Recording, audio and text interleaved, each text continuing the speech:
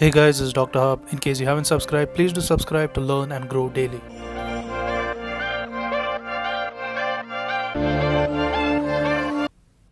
Now we're going to look at the Whipples disease.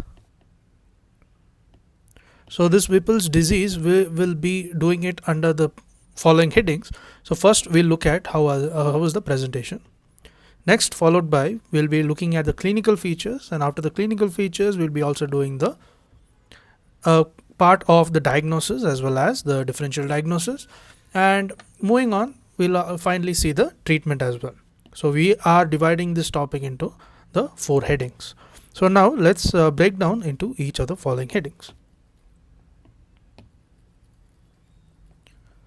So as far as the presentation is concerned, it is involving multi-system.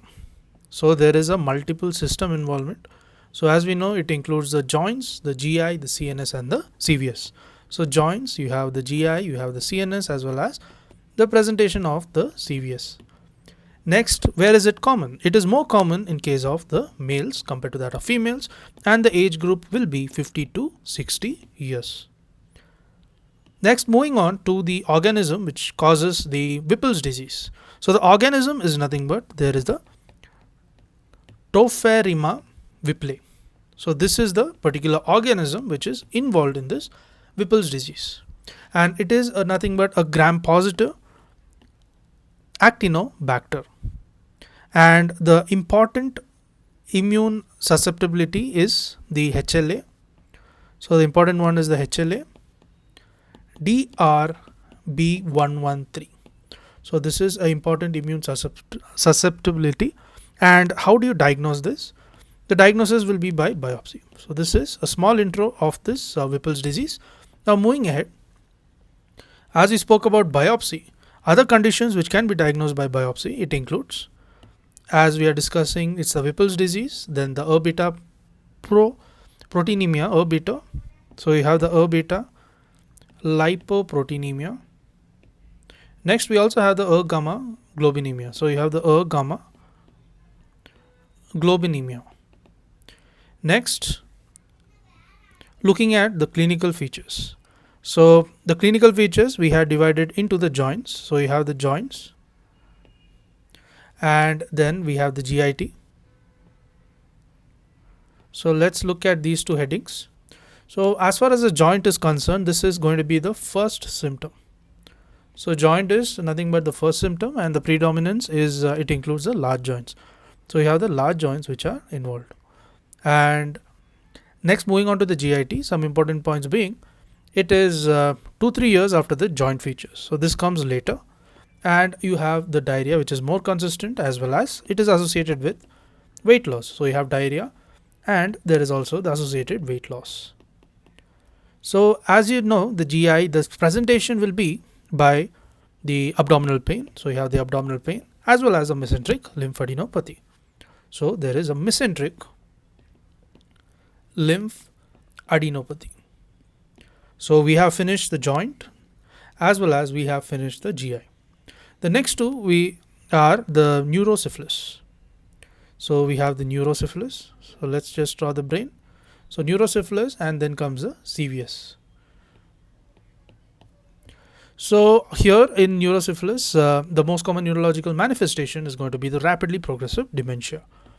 So dementia, the rapidly progressive type. So dementia is very common here, and most specific manifestation is going to be the oculomasticatory myorrhythmia. So you have the oculomasticatory myorrhythmia. So this is involved, and this will be greater than the oculofacial myorrhythmia. And there is also a relapse which is associated with, which is associated with the CNS manifestations. So this is considered as a bad prognosis. Now moving on to the CVS. In the CVS, the culture negative endocarditis, the culturally negative endocarditis. So this is nothing but you have MV, the mitral valve, greater than the myocarditis, greater than that of the pericarditis. So the important being the mitral valve. So culturally negative endocarditis, you have the Hackett organisms. So how do we expand the Hackett organisms?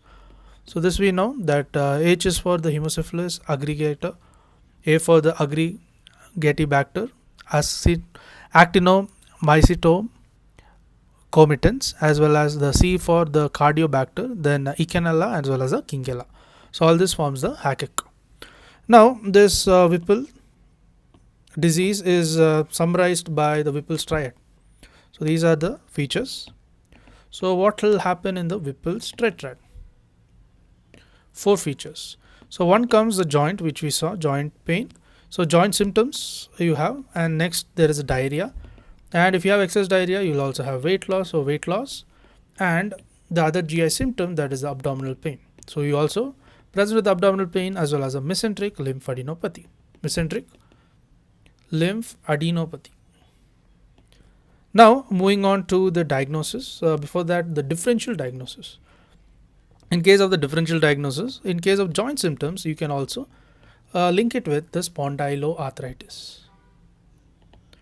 And when you look at the GI symptoms, it is also associated with the TB.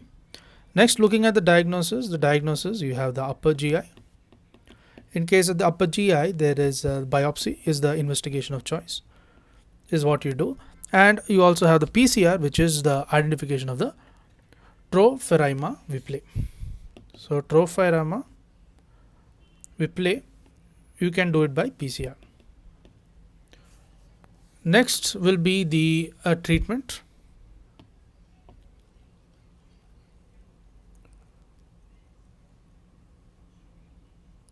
So treatment wise, there is you have 2 treatment aspects. That is, first one in case of the induction phase, and next is in case of maintenance.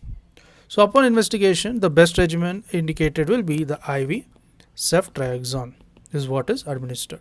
Then looking at the management, you have the cotrimazole, cotrimoxazole.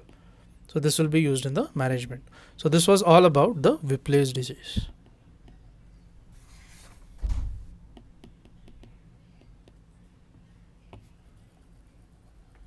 To watch more videos like these and grow daily, subscribe to the Dr. Hub channel.